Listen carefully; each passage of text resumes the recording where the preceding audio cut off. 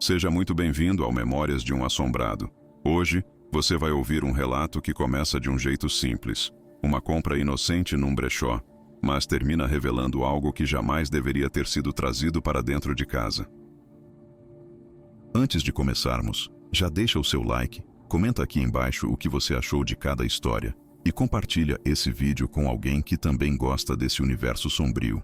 E claro, se ainda não é inscrito, se inscreve agora e ativa o sininho para não perder nenhum novo relato. Se quiser enviar a sua própria experiência, o e-mail está na descrição do vídeo e também na bio do canal. Respire fundo, apague as luzes e se prepare, porque vamos entrar nas Memórias de um Assombrado. Relato: O espelho da última imagem. Meu nome é Júlia. Tenho 28 anos e moro em um apartamento alugado no bairro da Santa Cecília, aqui em São Paulo.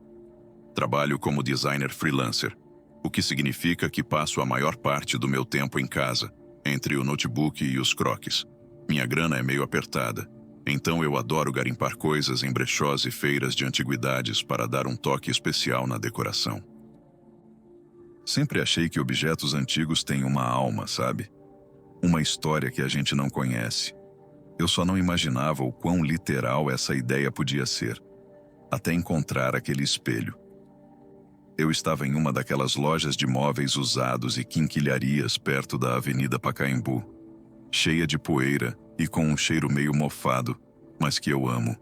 Eu precisava de um espelho grande para o meu quarto, daqueles de corpo inteiro, para me ajudar na hora de ver as roupas. Foi quando eu o vi, encostado num canto escuro. Era um espelho enorme, com uns 1,80 de altura, com uma moldura de ferro trabalhado, pintada de dourado, mas já bem gasta, com pontos de ferrugem. Ele tinha um ar vitoriano, meio decadente, que me conquistou na hora. O vidro era grosso, e ele parecia ter sido feito para um casarão, não para o meu cubículo. O preço estava ótimo, R$ 250, uma pechincha, porque, segundo o dono, era muito pesado e ninguém queria levar. Negociei o frete e 2 dias depois, lá estava ele, imponente, apoiado na parede do meu quarto. Ele realmente transformou o ambiente, dando uma sensação de profundidade e elegância que antes não tinha. Eu passei a primeira semana só admirando a peça. A primeira coisa estranha aconteceu em uma terça-feira, no começo da noite. Eu tinha acabado de tomar banho e estava de roupão. Fui para a frente do espelho para pentear o cabelo e me maquiar, como de costume. Lembro que eu estava distraída, olhando para baixo, mexendo na minha caixa de pincéis. Quando levantei o olhar para o reflexo, por uma fração de segundo, o que vi no vidro não fui eu. Juro que não fui eu. Não era uma distorção ou um truque da luz. Foi o rosto de uma mulher. Ela estava parada atrás do meu reflexo. O rosto estava pálido, com os olhos fundos e uma expressão de tristeza profunda, quase dor. Ela usava algo escuro, que parecia uma camisola antiga ou um vestido desbotado. Meu coração pulou para a garganta. Eu gritei, dei um passo para trás e olhei rápido para trás de mim, para o quarto. Não havia absolutamente nada atrás de mim. Voltei o olhar para o espelho. Lá estava apenas meu reflexo assustado, com o cabelo molhado. Eu estava ofegante, tentando raciocinar. Pensei, é cansaço, é a luz fraca da luminária, é a minha imaginação querendo me pregar peça. Eu me acalmei, tentando ignorar. Mas aquela imagem, por mais rápida que tenha sido, ficou tatuada na minha mente. Aquele não era um rosto qualquer. Era um rosto que carregava um peso, uma melancolia que parecia vir de dentro do próprio vidro. Naquela noite, eu tive dificuldade para dormir. Fechava os olhos e a imagem da mulher pálida vinha. Eu comecei a sentir o quarto mais frio, mesmo sendo uma noite de calor em São Paulo. O espelho, que antes era uma peça linda de decoração, começou a me incomodar, a me dar a sensação de que estava sendo observada. Depois daquele susto inicial, eu tentei de todas as formas me convencer de que havia sido uma ilusão de ótica. Cheguei a pesquisar sobre fadiga visual na internet para justificar o que tinha visto. Afinal, quem é que vê um fantasma em um espelho de brechó? Só em filme de terror, e eu não era de ficar inventando coisa. Mas a sensação de peso no quarto não ia embora. Eu comecei a mudar meus hábitos. Por exemplo, eu parei de deixar a porta do quarto aberta. Se eu estava na sala de jantar ou na cozinha e olhava na direção do quarto, via o espelho grande refletindo a parede oposta.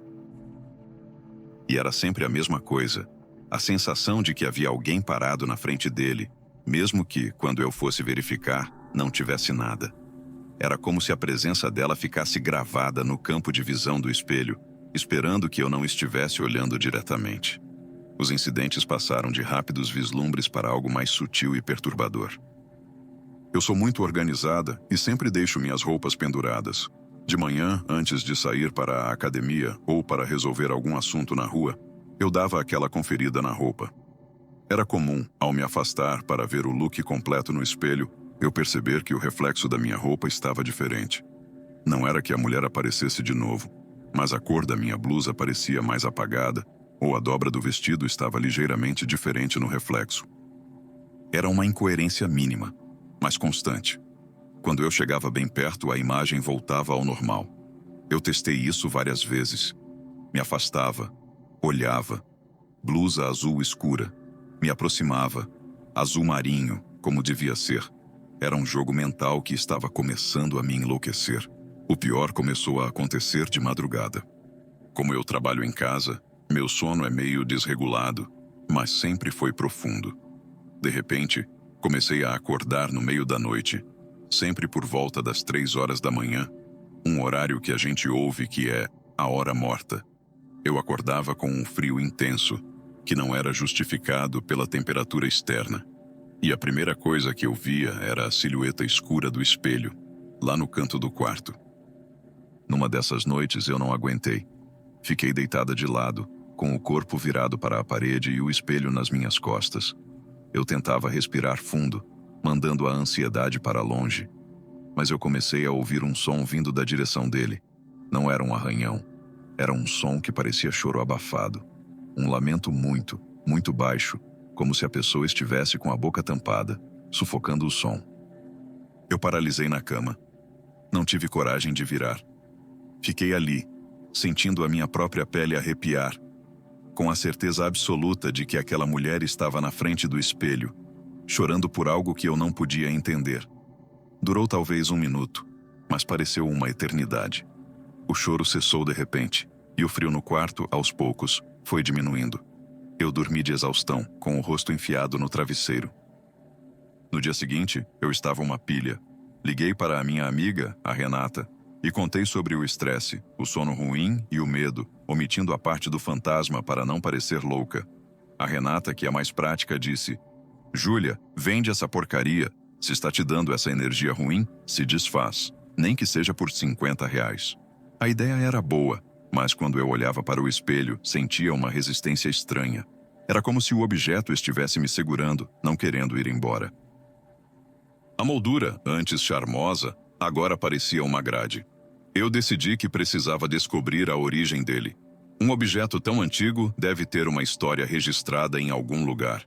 Eu precisava entender quem era a mulher que chorava na frente do espelho. O medo tinha se transformado em uma determinação fria.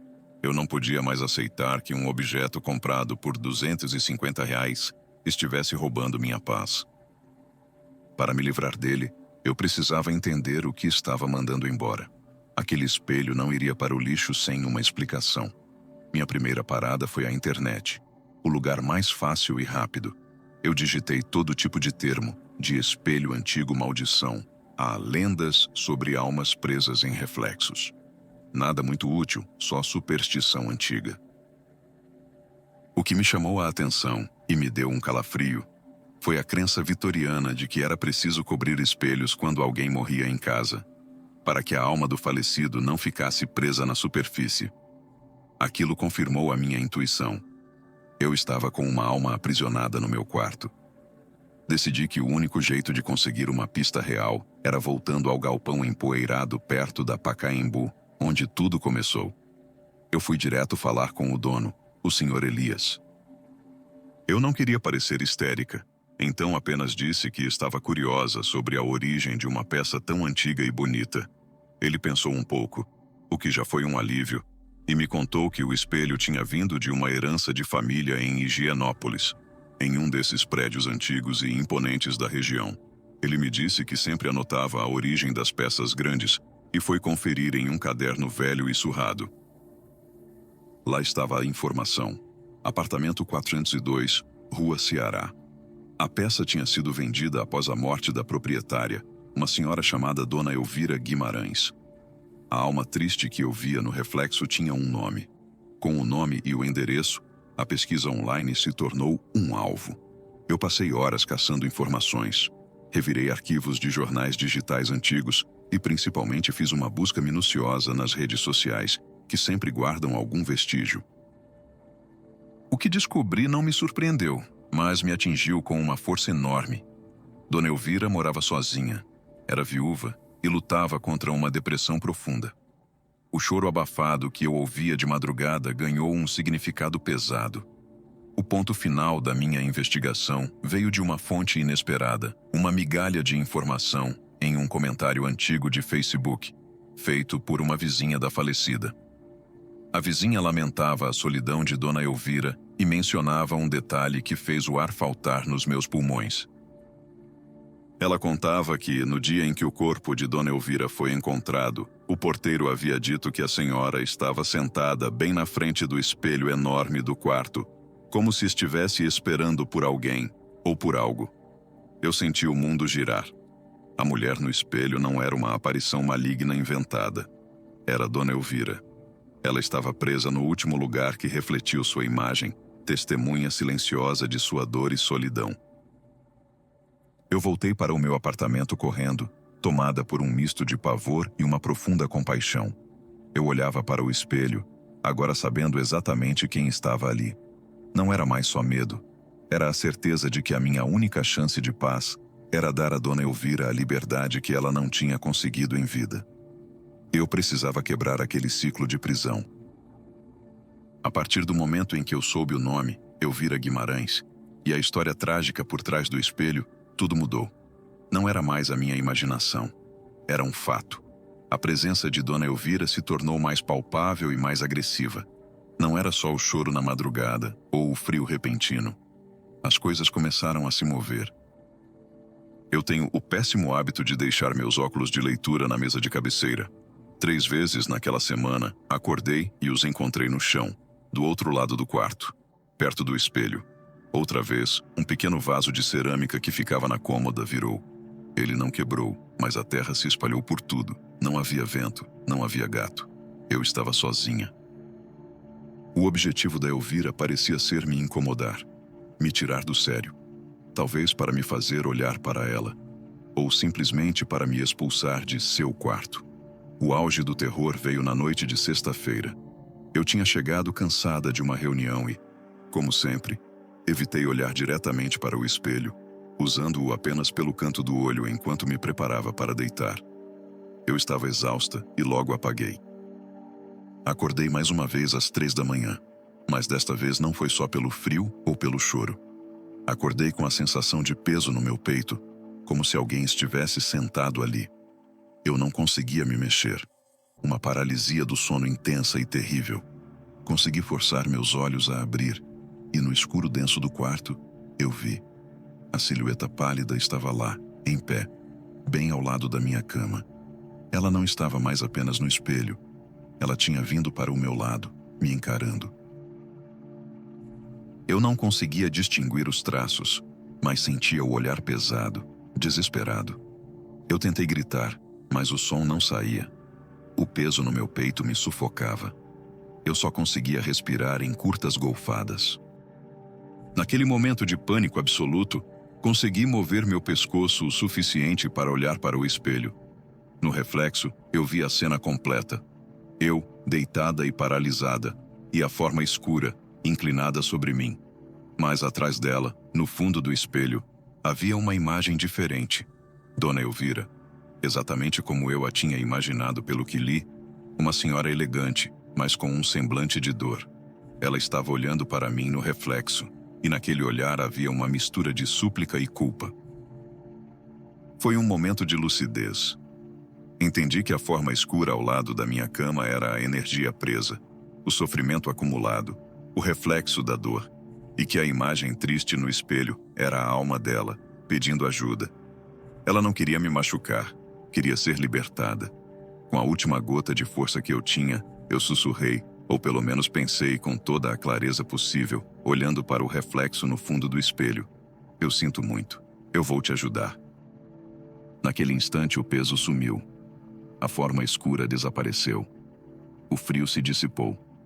Eu soltei o ar de uma vez, tossindo, e me sentei na cama, tremendo. O relógio digital marcava 3h15 da manhã. Eu estava livre da paralisia, mas não do pavor. Eu sabia que não podia mais enrolar. O espelho precisava ser destruído e a alma liberta. Não daria para vender, nem para doar. Aquilo era uma maldição e só terminaria com um fim drástico.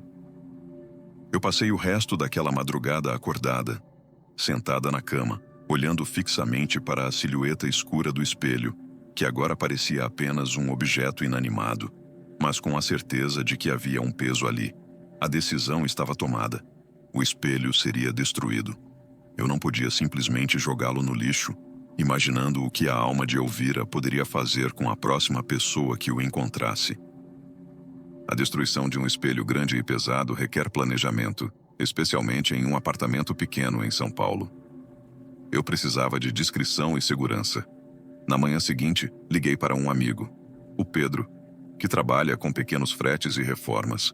Eu sabia que podia confiar nele para não me julgar, ou pelo menos para não perguntar demais.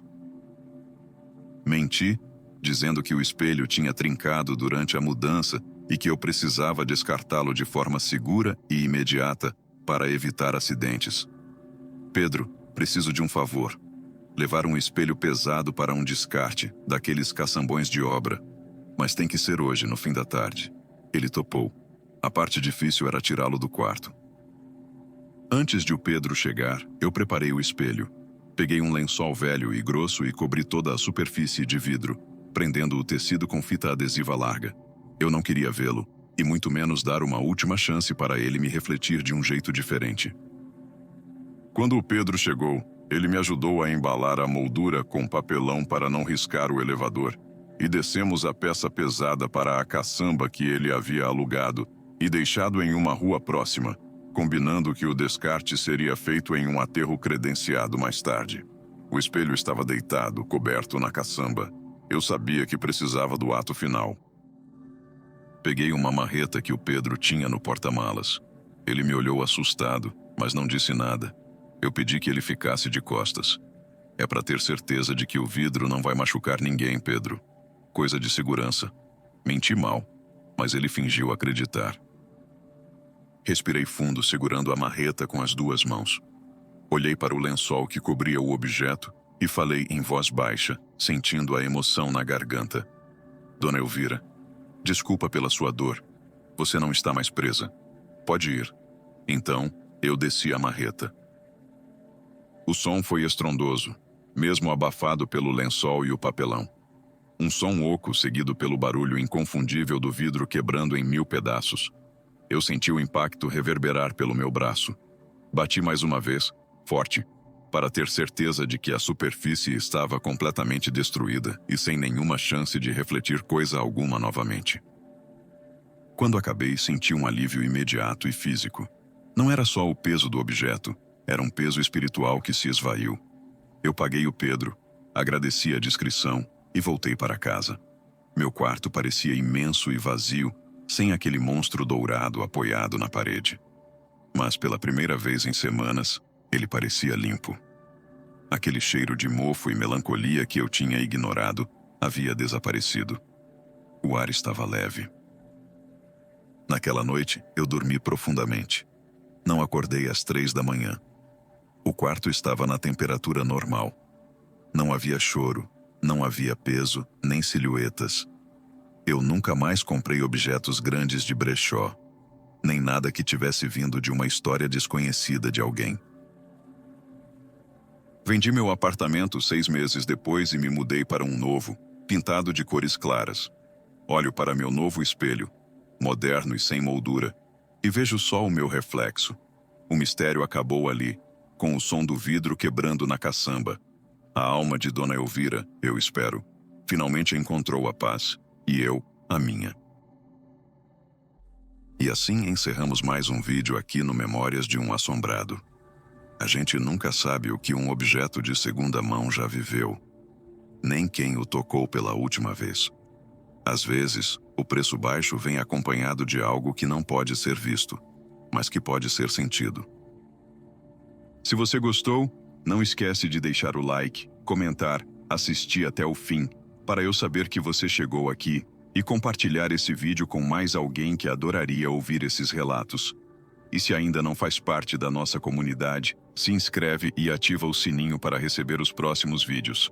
Nos vemos no próximo relato. Até lá, cuide bem do que você leva para dentro da sua casa.